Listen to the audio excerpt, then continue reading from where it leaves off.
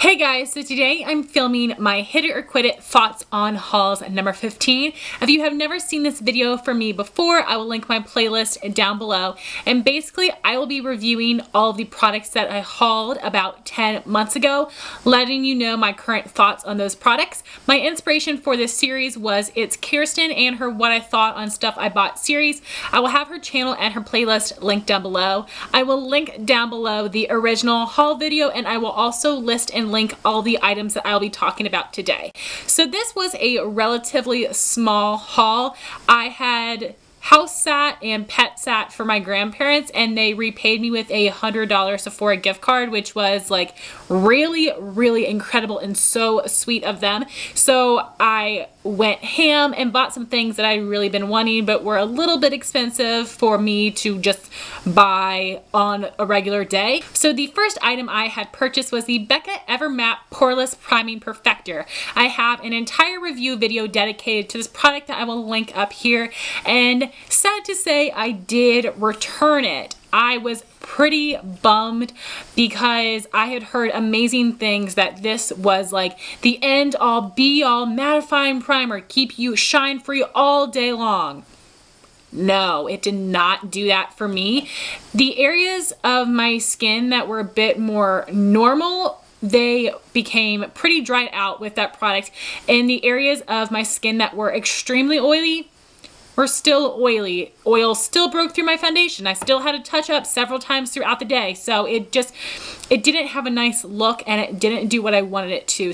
The consistency was super thick, like Elmer's glue consistency. It was really hard to blend. I have extremely oily skin. I have yet to find a primer that actually works for me. So please let me know in the comments down below your favorite mattifying primer. The next thing I purchased was the Becca Shine Proof Matte Skin Foundation in the shade Shell. I have a first impression review on that as well, which I will link up here. So the color was perfect.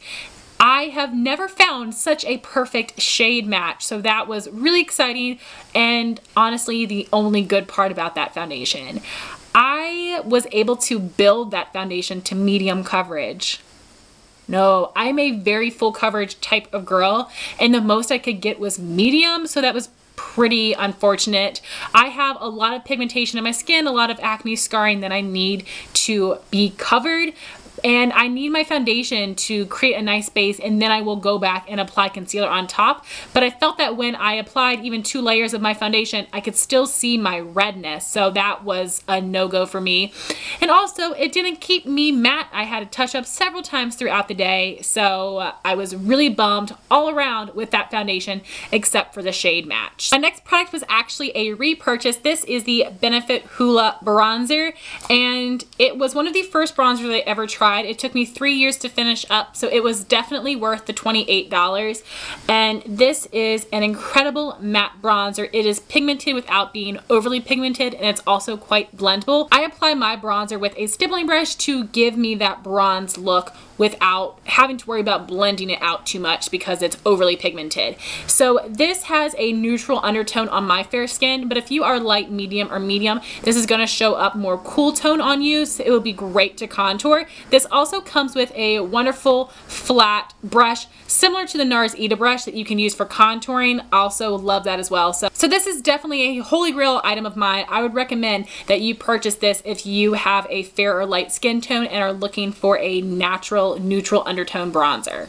My next product was the NARS Audacious lipstick in the shade Raquel. I do have an entire review video dedicated to this lipstick, which I will link up here for you guys. And Raquel is a beautiful peachy beigey nude. It actually is very flattering on my skin tone. The NARS Audacious lipsticks are very pigmented. They do have a creamy satin finish, and they do last for a pretty long time on the lips. Do I think they are worth the money? No, I do not. Some of my favorite lipsticks ever would be the Milani Color Statement Moisture Mattes and the Maybelline Creamy Mattes. Those are 2 drugstore lipstick ranges that are incredible, have a ton of shades to choose from, very comfortable formula, and I like them just as much, if not more, than the NARS Audacious lipstick. So I know everybody's obsessed with these. I'm not. I love the shade. The formula is great, but it's not worth the hype or the money in my opinion. The next item I had was a Formula X nail polish in the shade A+.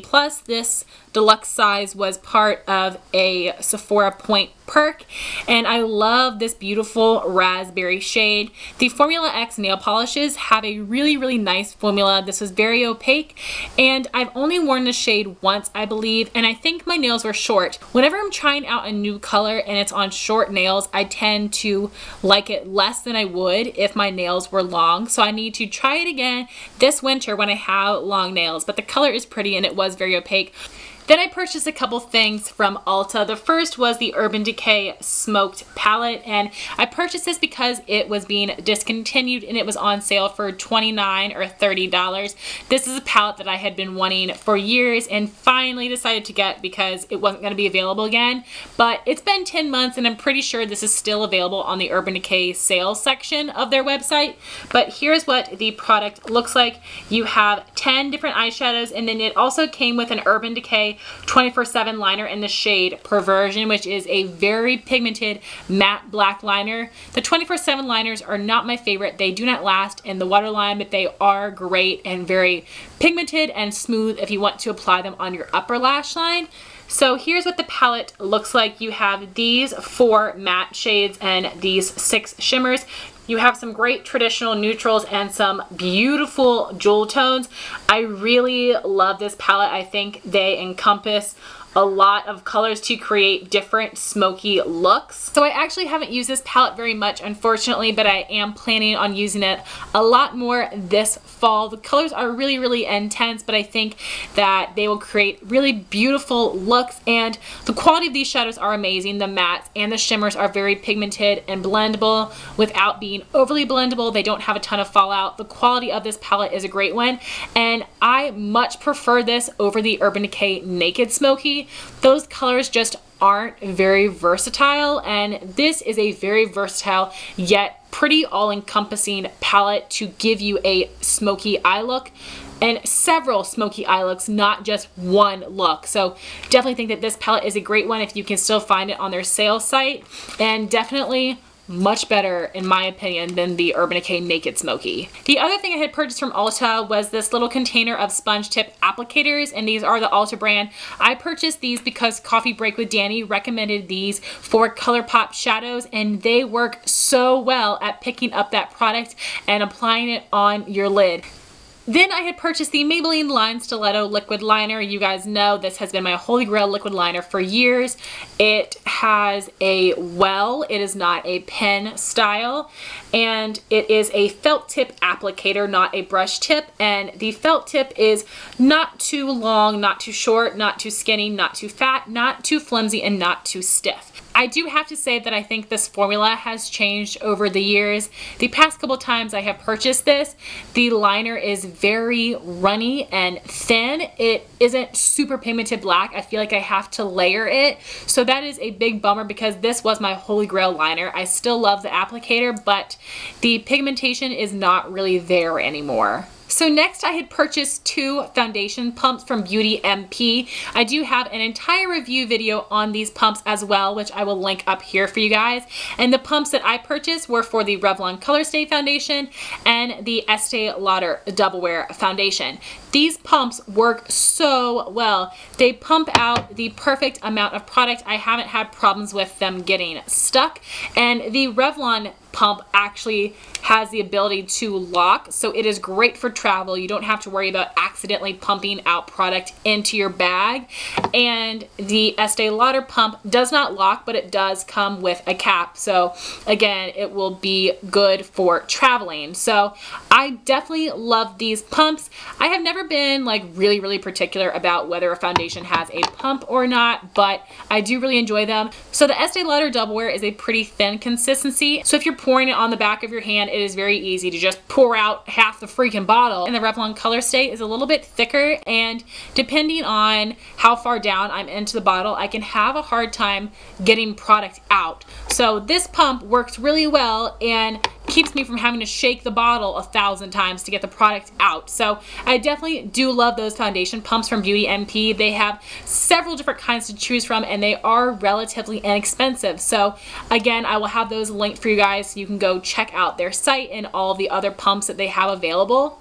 The last two products that I had hauled were some makeup organizers, and I don't have them here to share with you because they are up in my vanity, but I will link my makeup collection video for you guys so you can see them, what they look like, how they fit in my IKEA Alex drawers, and what they look like with products in them. So the first organizers I had purchased were Walmart Shallow and Deep Acrylic Drawer Organizers, and I really enjoy them. So these organizers are divided into different sections, which I love. That's very helpful. And the shallow fit in the shallow drawers of the Alex units, and the deep fit in the deep drawers of the Alex units. So they fit really nicely. Check out that video if you want to see them in action. And again, these are really nice acrylic storage for an inexpensive price for your IKEA Alex units. And lastly, I purchased the ByAlegory lip gloss holder. I purchased two of them, one for lip glosses and one for jumbo lip crayons. That is very high quality acrylic.